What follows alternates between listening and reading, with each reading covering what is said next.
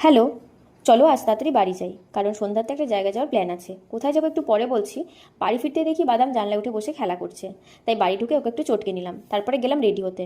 এবার বেরোনোর টাইম হয়ে যাচ্ছে, আর যাওয়ার আগে বাদামকে একটু আদর করে নিলাম। তারপরে পার্সোনাল র্যাপিডো নিয়ে বেরিয়ে পড়লাম রাস্তায়।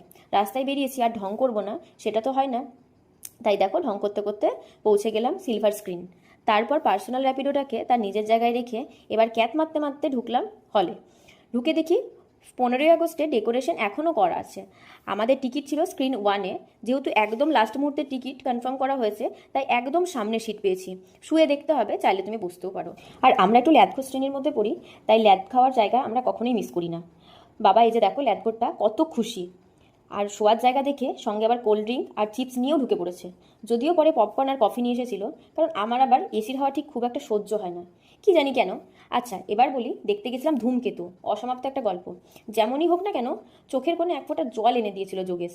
সিনেমা শেষ, এবার বাড়ি যাই, বুঝলে? অনেক রাত হয়েছে, মা অপেক্ষা করছে, সাথে আবার বাদামও আছে। দেখাবে পরের ভিডিওতে। আজকের মতো এটুকুই, টাটা।